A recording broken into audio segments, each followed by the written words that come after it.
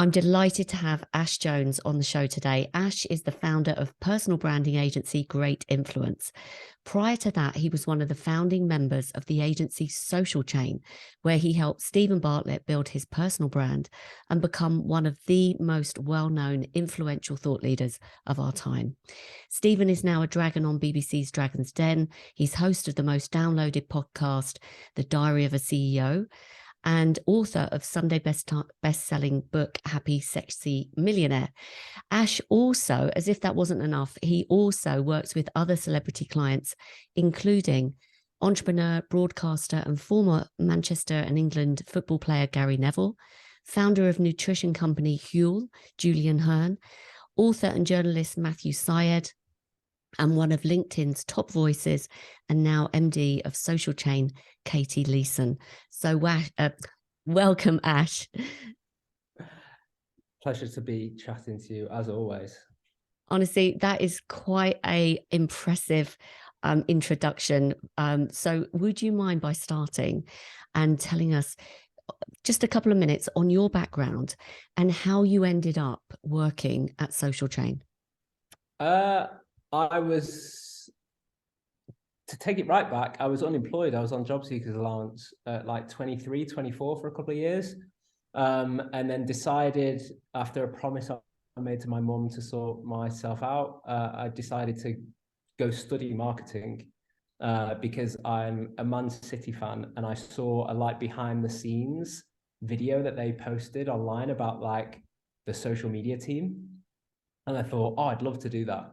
So then I went and studied marketing, did that for a couple of years. Whilst I was studying marketing, I was looking around to try find something to do alongside studying. And that's how I met Stephen Bartlett he was 18, he just dropped out of university. So it was like very fortunate timing. And then started working with him on his first startup, which was called Wallpark, with him and Don McGregor at the time, who's co-founder of Social Chain with Steve. And then, yeah, everything kind of like snowballed from there, went into Social Chain, and yeah, wild ride. Wow. Just a quick note, it's a bit detailed, but when you said you studied marketing, was that the Chartered Institute of Marketing, or was there any? Yes. It was. I did a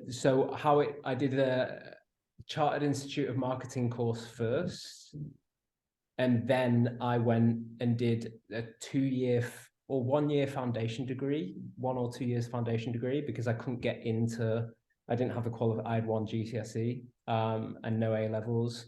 So I did the Chartered Institute of Marketing first, foundation degree, and then into university proper. Interesting. Just before I jump into what it was like working with Stephen and building his brand, do you think for marketers in general that work in agencies, not everybody has received kind of formal training? Do you think it's valuable to do some kind of training in, marketing? I don't think I'm qualified to say, because I was at the age where I did all that studying and it all went in one ear and out the other. So if I did it now, I'd have a different approach to it. And maybe it would be, but at the same time, like I was working with Steve at Wallpark and then into Social Chain, and what I was seeing and learning there versus what I was learning at the same time in lectures was like one was immensely engaging and was in a world where I could apply the understanding whilst I was trying to learn knowledge about it for the first time. So I'm trying to learn about marketing for the first time, and I'm in a world at Wallpark Social Chain with people doing things where I can apply it to something that makes sense to me, which was social media. Whereas marketing, when I was studying it, it was like, I remember having to do an essay on Tesco's like venture into America and how that panned out. And I can't relate the foundational understanding that the lectures were trying and essays were trying to give me through the example that they were like built on. So yeah, I think I'm not best placed to say. If I went back now, maybe so, but and it's also very rare that a student is gonna, at the same time as studying, go through something like Social Chain. So I was just like a very, very rare case of a student. So you actually started with Stephen in War Park. So talk to me through the transition from it becoming Social Chain. So what happened? Why did it change? How big was it when you were War Park, and what happened to shift it to Social Chain? So War Park was an online notice board for students. That was the concept, which was like, I think Steve had walked, he was at university, he dropped out, but when he went, he noticed that, you know, the physical notice board in the university, like, oh, we need a player for five-a-side, and it'd go on the notice board. And he just thought, why is it physical? Why is it not online? So that was the idea. And the idea was to build a student community and then have brands like advertise on the website. And the way that Steve had thought to market it was like, everything was tried, to be honest, in terms of like, how would you market this website to students? It was like, I've got pictures of like War Park flyers and things like that. So we tried all the traditional, but then social media just like, it worked. And then it became a mission of like, this social media thing, which at the time was Facebook, works for helping us get people onto warpark.com. So how do we do that? And then we kind of went on this mission, which was like where Don McGregor kind of came in and played like this huge role of being this guy who just was unbelievable at building these like online student communities and groups. And we used those communities and groups on social to drive them to warpark.com. And then we were going to bring brands into warpark.com. But then Steve thought, he was like, why have I got this thing in the middle, warpark.com, when we've got the students over here on social, on these big pages that we own and communities and groups that we own, and then we've got brands over here. Why don't we just take out this bit and join them together? And then that became Social Chain. Wow. What was it like working with Stephen? Yeah, you can imagine. Like, I now I'm good at what I do and have the belief that I'm good at what I do purely by osmosis of like learning from, even now, like literally to this day, still learning from him directly, indirectly, like when we speak, when I watch what he does with what he's doing with his companies and his own brand. Yeah, it's incredible. And even at like 18, you could just tell there was like a way of thinking there that stood out in a room of people. Can you be more specific about maybe 2 or 3 things that really were a shift for you, you know, with his way of thinking? Always, always trying to do something that would stand out, like find a point of differentiation versus what everybody else is doing. And I'm thinking back to the very, very earliest things that he did, like within War Park, and like, yeah, it was always trying to find something that stood out but worked, that drove results. So it wasn't just about the standing out thing. You know, that like you could do stunts and things like that, and that can help you stand out. But it's like what stunt drives results was the thing in early War Park. So that, and then his ability to like bring people on a journey of something. So that I think of how the early people around War Park all behaved, and it was like he had this natural ability, leadership. It's like to bring people on a journey and make them believe, like we thought War Park was like the single greatest mission that we were ever going to be on in our lives, and that's something that you make people feel. Yeah. And then just like pure work ethic, like unbelievable work ethic, and probably like an understated one that wasn't a business thing, but has kind of underpinned everything that he's been about, is like generosity. There was, when I remember, one of the earliest things was like, I couldn't afford to get the bus, and we got on the bus and he paid for me to get on the bus. And I didn't know this, but he couldn't afford the bus either. Oh, So yeah, I'd say those four things, if I go way back to that start. I'm sure there's people listening, particularly agency owners, that almost want to bottle up what you just said and drink from it, like making the team feel and get behind you on the same mission. What was his magic formula for doing that? It's you can't train it. It's just a thing. Like we work with a client of ours now is John Amici, and he runs a business called APS Intelligence, or APS Intel, sorry. And he used to be a basketballer in the NBA, and he's now like a psychologist. And I listen to him speak, and he just has a way with words that you can't, like, I don't see in anyone else. It's so rare, the way with words that he has. And it's that Steve has. He's got a way with words and a way of articulating himself.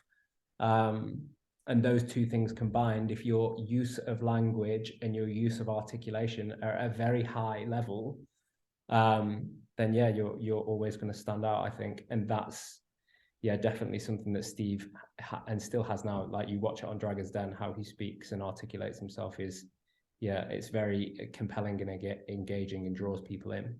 Do you know what? That's really interesting that you say that. I think it's very useful for people to hear that from you, particularly leaders that want to emanate that. But interestingly, on your website, there's a video of Stephen talking about what is personal branding and why it's so important.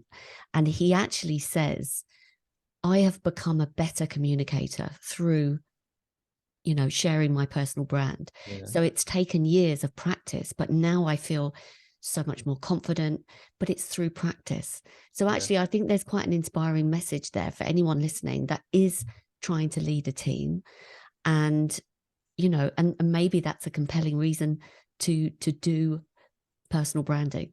Yeah, he said it before on his podcast about how the great thing about doing the podcast, it's a commitment to like sharpening his sword in terms of articulating himself, which then, and also being on camera. And he said, in a world where everything is going digital and video, to be comfortable on camera is like a really valuable skill. And the knock-on effect of doing that within business, like if you're able to articulate yourself better because you're writing down your ideas to turn them into content to use for your own LinkedIn, you then take that skill of trying to take a thought, articulate it to yourself, turn it into an idea that engages an audience. You take that into business, into a pitch, into the, client meetings, all these things. And he's like living proof of that, where the first video that we ever tried to film in 2015, maybe. It took him like 6 hours to do a 2-minute video because he didn't have the practice. He was doing it for the first time. And now he can go on a full production set in front of 40 cameras, and he doesn't need any practice because he's done. It's like that idea of like 10,000 hours. You've got to do your 10,000 hours. And I found it personally, like, I couldn't speak when I first went to Wall Park meetings and social chain meetings. I couldn't say a word. And then through watching, like, I'm very privileged to firsthand seen how Steve did it and built it and things like that. And you learn from that. And then also just from me repeating, doing it over and over again and all that kind of thing, I'm now, like, compared to where I was, I'm not that I'm a good or great speaker, but I'm much better than I was before. And it's literally just down to like practice and putting yourself out there and doing it. But the whole personal branding thing, I think it has a very huge knock-on effect on everything within business that isn't probably spoken about enough, on the idea of like you're sharpening your ideas, articulation, your language, all these things all the time as a result of doing it, that then pulls into business in different conversations, in different situations. Let's talk about personal branding, because obviously you decided to start Great Influence. So was that the natural next step for you when you left Social Chain? I don't think I knew it at the time, but it had to be. There was no other. Yeah, I think my thing was, I didn't think that you could do it for anybody, but like I thought you needed a Stephen Bartlett to be able to do personal branding. So the idea of me going out and helping somebody else do it, I was like, well, I've never met anyone like him, so it's going to be hard for me to meet another one again and do it. And the whole 4 or 5 years of doing this now is like proving myself wrong on that aspect. That personal branding looks and sounds and feels and, you know, executes in different ways for different people. So yeah, I think I wasn't sure when I left Social Chain, but then within a month I kind of started going in that direction. And then from my own point of view, I don't think I understood the amount of like valuable knowledge that I'd gained. And it, because to you it's normalized. Like I've been in that whole setting for 5-6 years and the learning environment and all those things, and it's normalized, and you don't quite realize that the thinking that you've attained from an experience or from a group of people or from an individual is heavily advanced in comparison with like 95% of the industry. And I don't think I realized that until like way into this Great Influence journey and talking to people and ascertaining where their knowledge was in relation to what I knew. And then you see what people do as well. And even now, like I see what 95% of people are doing when it comes to personal branding. And I'm like, they're so not anywhere near as advanced as where it can go. So then you're like, right, okay, yes, it's a no-brainer for me to be in this space, because it'd be a shame. I don't know anything about anything else to the degree that I do about this thing as a result of the experiences that I've had and the people that I've learned from. So I'm fascinated by this. I think everybody probably is waiting to hear, what is the 5%? You know, Ash, to paint a picture of what 95% of people think that personal branding is, and perhaps give us an insight into what is that 5% that really makes the big difference, and what made you so successful during those 5 to 6 years of working with Stephen? I don't think it's one thing. I think it's multiple things that end up pulling into the overarching. And like right now, I think something that's really prevalent that 95% of people are doing that doesn't make sense is like trying to be an influencer. There's a lot of like entrepreneurs and founders and CEOs and even like anyone within the career space and business trying to build a personal brand, but what they're actually doing in execution is like pretending or trying to be an influencer, because they're putting out content that isn't it. They know that it's going to do well, that's why they've posted it, rather than what brand am I trying to build, what direction is this trying to go in, what outcomes is it trying to help me drive. And then what they do on the execution side comes from that. But I can very clearly see that it's coming from the other side, which is this, it's like ego. And it makes sense to me when LinkedIn's in its ascension as a platform for people, and therefore you're always going to have like fame, ego, influence is starting to build on that platform, and people, it's all up for grabs. And if it's really easily attainable, which I think it is on a platform like LinkedIn, it then becomes very, it's like the devil on your shoulder. Like, why? Yeah, you could post the thing that gets 15 likes that is actually what you want to build a brand in, but you could post that other thing that gets 900 likes, isn't. that'll satisfy your ego and help you build a bit of a following. So yeah, I think it's like it's not just one thing, it's an accumulation of things over time that are around brand building, long-term plays,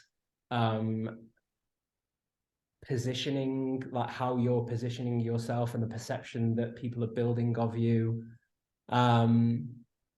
social proofing, human psychology, all these different elements that come into it, that I think that 5% that get it right have a high index of a number of those things, that it just, you know, it clicks in them in some way, shape, or form.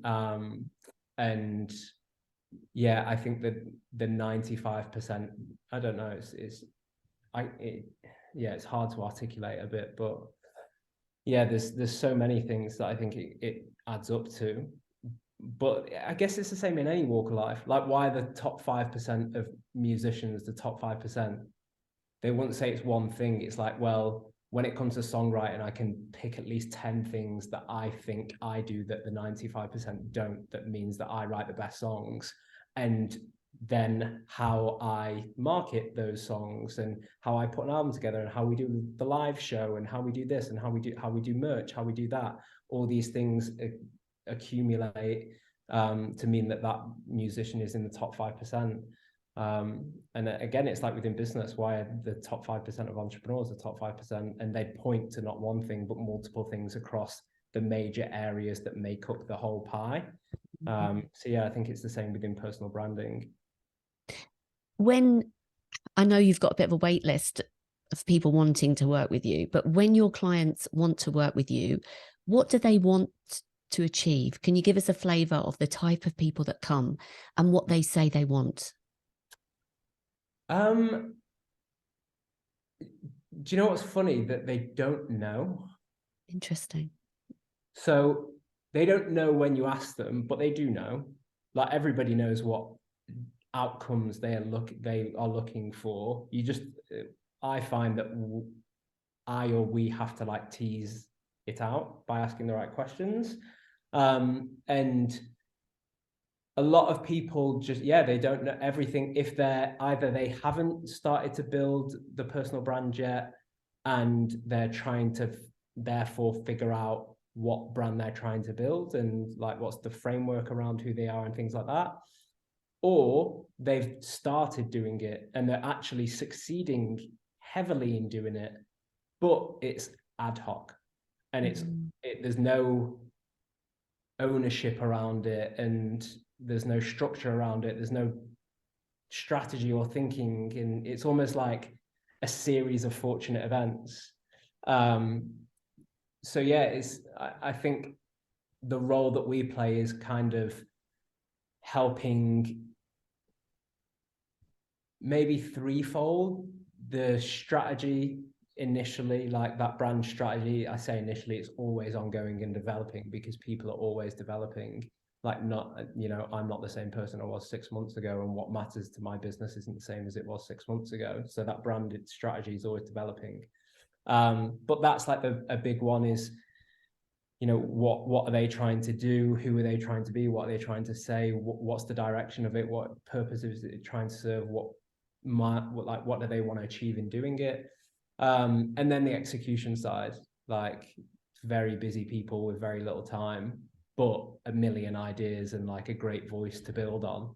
And any business leader with who's successful in business and successful in their own personal brand cannot do it on their own. Like, if you look at the biggest, they've got teams of 20 around them now. So yeah, it kind of speaks to, you can't do this alone. So yeah, it's the strategy, and then the execution side, helping them execute to a high degree.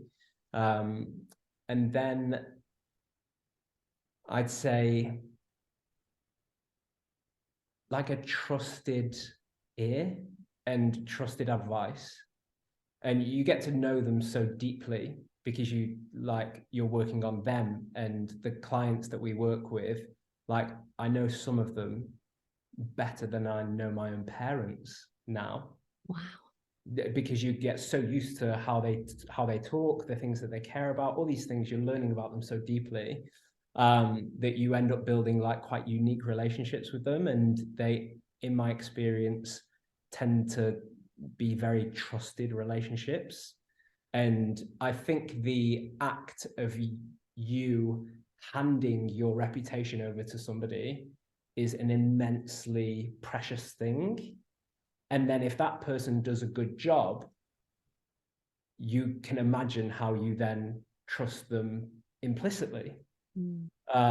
So yeah, I think the role that we play as well is like even to their career decisions, being pulled into like things like that at times is a bit of a trusted, as I'm sure they have multiple people around them who they kind of, get advice from or share things with, just to see what they're thinking. And I think that's a bit of a role that we play as well. Would you advise other agency owners to take personal branding more seriously? Because, in our industry, you've got Stephen, who started at Social Chain. You've got Gary V, Vaynerchuk, VaynerMedia. So it is quite prevalent that we have these personalities. Yeah. And I think back in the day with certain advertising agencies, they used to be the face of their agency. So there are agency owners listening to this. What would your advice be to them? Do you know what's really interesting? That point that you make about like that in older advertising, there was always like faces of advertising. And I feel like people might feel like personal branding is a new thing. It's not, it's just the term is new. Yeah. Whereas the actual execution of it has been happening for, decades. True. Within marketing and advertising. And I think the fact that personal branding and the term and what has happened over the past couple of years, it's actually put a lot of people off doing it, which therefore to me creates an even bigger opportunity for those who ignore that and instead look at the underlying fundamentals and foundational elements that have been tapped into for decades and understand that it's a very important thing to do in the right way. And I think there's been a lot of like hate or people just, I don't know, they see personal branding and see people doing things for ego, or it's like trying to be an influencer, or it's just not something that they would do. And those things can get in your periphery and put you off. Even it's like, I feel like there's two sides to it, where there's personal branding over here and there's personal branding over here. And the one over here is what a lot of people are doing that I don't think is good. I don't think it's the right thing to do. And it's almost like a different thing entirely. It's more trying to be liked and trying to be famous. And then over here, you have the one which is like gold dust to businesses. Forget to the individual. It's even more gold dust to the individual in terms of your long-term career, but to the business that they're running, it's like gold dust to them, which is like understanding the underlying fundamentals of what this is and how it can help achieve key outcomes that you've got, either as an individual or as an individual within a business.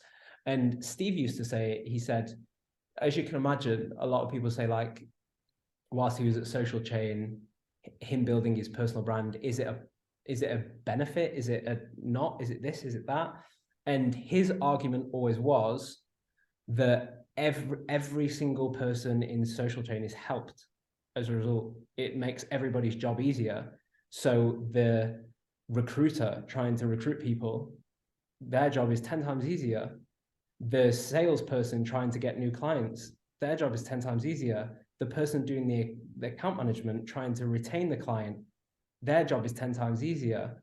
Like everybody's job is 10 times easier as a result of Stephen Bartlett going and doing his thing for Social Chain. So you take that and apply it to like any business. It's like, if you do it in the right way and with the right intentions, then yeah, for a business, it's a no-brainer. And you go back and ask an agency from 40 years ago, whether whoever was the face that did this was a great idea, unequivocally, yes. But that's kind of got lost in the past 5 years of personal branding being a trend. I love that. That's such a good point. It's something that is not front and center for me. It actually does help everyone in the business, because I'm sure you are a good speaker. I've seen you speak on stage. I bet as a result of speaking at some point, Ash, someone has come up to you and asked you, to work with you, for example. What did you do? You put your message out there, you stood there and you told your story. And actually, it breaks down that barrier. It's not you going out chasing new business and feeding your pipeline and prospecting to cold leads. It's people can, that's in a very fundamentally, basic terms, but I love that message. And I think that's something. What else can you share about personal branding that perhaps isn't thought about? Because like you say, a lot of people have been put off by it. Do you know what's really funny? Everybody was doing it when if agency owners in particular, if you're an agency founder, you were doing personal branding in the first year, guaranteed, but you didn't think it was personal branding. Because what was every agency founder doing in their first year? Trying to go out and get the business off the ground by, like, I had great influence. The first year, anyone that would let me be on a podcast, anyone that would let me go speak on stage, all these things. And I was doing them with the hope that they would drive business. I wasn't even thinking about personal branding, but the outcome was the exact same. Like, I'm trying to achieve certain outcomes and I'm using myself to drive those outcomes. There's no difference. But in that first year, I was using myself to drive the business outcomes, as every agency founder does in the first year. Whether there's 1, 2, 3 of them, they're all going out and doing their thing, whatever that looks like, to drive the business outcomes, them personally. And then they stop doing that because the business starts to get established and it builds and things like that. So they stop doing those things they did in the first year. And I was talking to a founder the other day. It's not from an agency, from like product side, but he was saying that to me, and I was thinking it about a day before the meeting, a completely different like train of thought. And then he said it. He was like, he's 4 years in, and he's like, yeah, I want to pick up on personal branding now, because in the first year I did like PR and I was speaking and things like that. I was just trying to build the business, and I was like, there it is. It's the same thing. You're going back to what you were doing day one. We're just terming it in a different way and approaching it in a different light. So yeah, the whole point of it is to be driving. Again, it's like, is it this kind of personal branding that people see and think it is, or is it this one that we're all smart about, which is trying to drive key outcomes and understanding what those key outcomes are? And yeah, in the first year, every agency owner did that thing where they used themselves to try drive key outcomes for the business. So it's just going back to that school of thought. Love it. Really, really interesting stuff. Okay, let's move on because I'm just conscious of your time. I'd love to hear, you're running Great Influence. It's very successful. You are, I think, almost 5 years in now. Yeah. 5 years in. Can you, for those who are listening and responsible for client management, can you talk to us a little bit about how you manage your client relationships? Like I say, I think we're very fortunate in that, due to the kind of work that we do, we have to get under the skin, so to speak, and they share things with us that they don't share with a lot of people, and you really get an understanding of how they think and where they've won, where they've lost, where they've got things wrong, where they've got things right, all this kind of thing. So I think that's like a very privileged position to be in from how do you do client management, because the majority of people won't get that depth of the client in the line of work that they do that we do. So yeah, you might, if your client, you work with a client and they're running a brand, you might spend some time with the founder, but then it's the rest of the team, whereas we're just literally one-on-one all the time. And we're talking with them near enough every single day. So it's like mega touch points at deep levels at times as well. So yeah, and I'd say from like client management, just what I think is important is we have like we have 10 principles within our company culture, and one of them is be the biggest fan, which is like making sure that we're a supporter of the people that we work with. That's the reason why we work with them, is because we find them interesting. So why wouldn't we carry that through when we're working with them, of like being the biggest supporter? And then we've got a bit of a focus at the minute of like trying to, again, another one of these 10 principles that we have with company culture is like make memories, which is like as a team, when we prioritize making memories of the things that we do. So if we do something together, we try to make it like a bit special or an experience. And we tried to take that into like the client relationships, where it's like, well, how can we take a meeting and make it a step further than that, which is closer to like a memory or an experience or something that they'll enjoy, or all this kind of thing. And then the third is probably like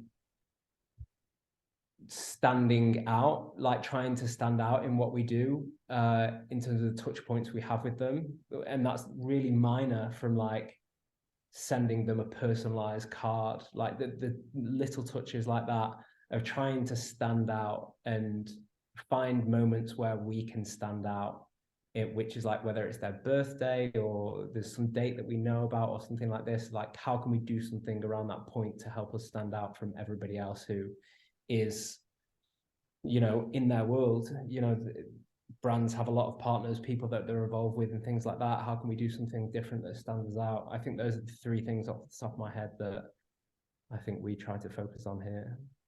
Great tips there, to be honest, Ash. You know, get under the skin of the client, understand their outcomes. You know, that's a big thing for account managers. Be their biggest fan. Number four, if they have a PA or executive assistant, they're the most important people in the world. They're the keys. Great tip. So, great tip.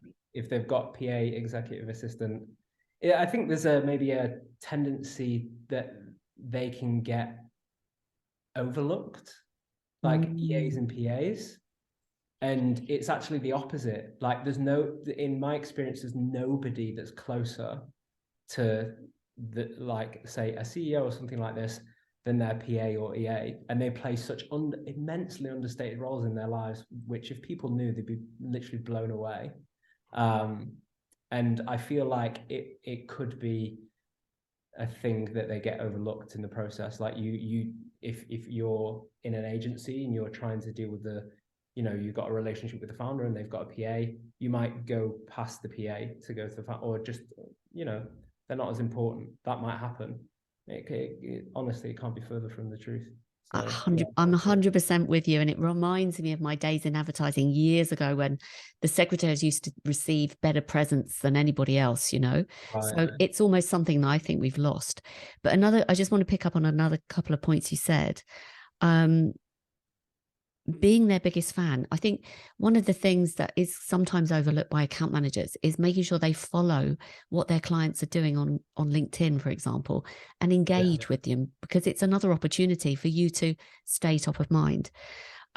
Standing out, I remember that actually Andrew Dobby was unboxing a big goodie bag that you'd sent him with Great Influence branded stuff. Yeah. So that was a cool move. And then I just want to ask you a question with this making memories, which is a brilliant idea, turning meetings into experiences.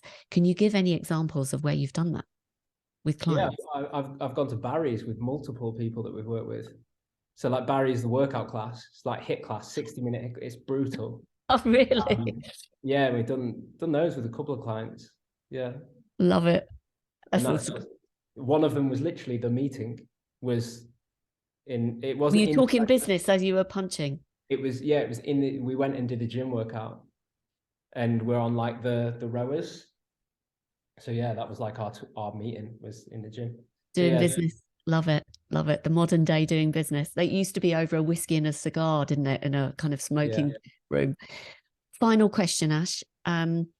Just in terms of your understanding or your kind of perspective on the future of personal branding, where do you see it's going to go?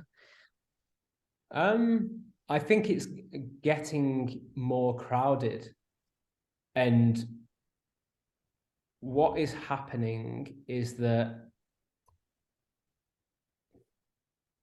so I kind of see it as similar to the X Factor, where you have that competition where like how many people enter the X Factor, maybe like 10,000, but really there's like max 4 good people.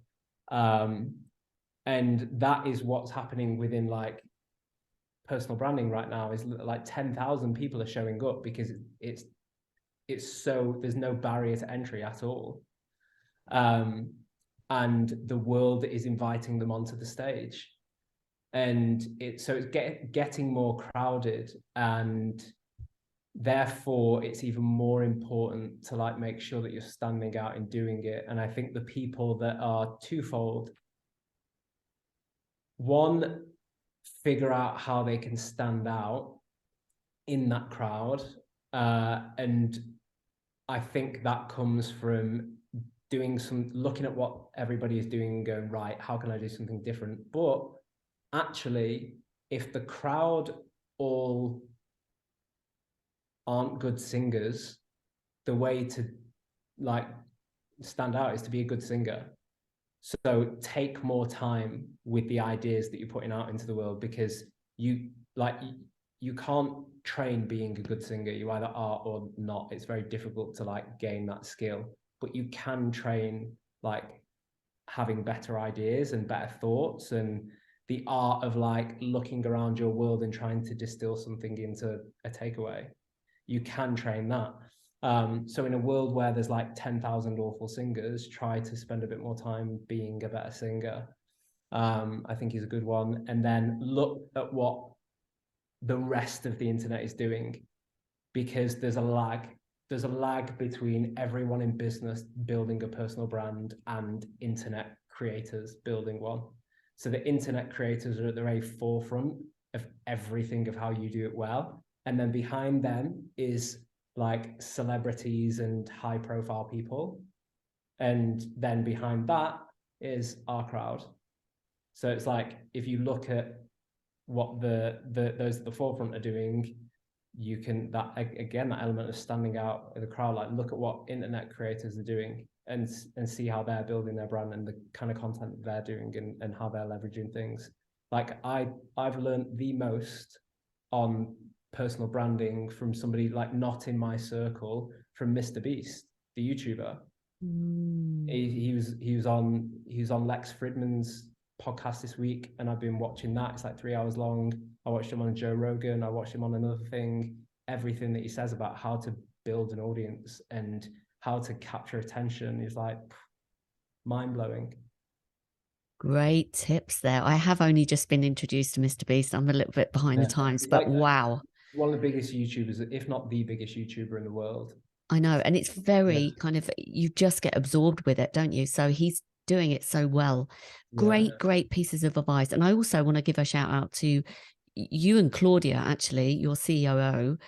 What you do online really stands out for me as well. There's always like a huge amount of engagement because it is so different. So you both, I think, are great role models. Listen, Ash, this has been amazing. Thank you so much for your time, and also for sharing so many tips and insights and advice. Who would you like to be contacted by if there's someone listening, and what's the best way of getting in touch?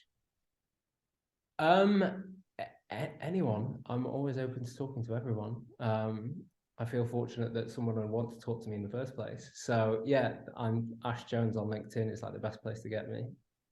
Excellent. All right, Ash, thank you so much for your time. This has been brilliant. No, thank you. Yeah, it's been a really good conversation.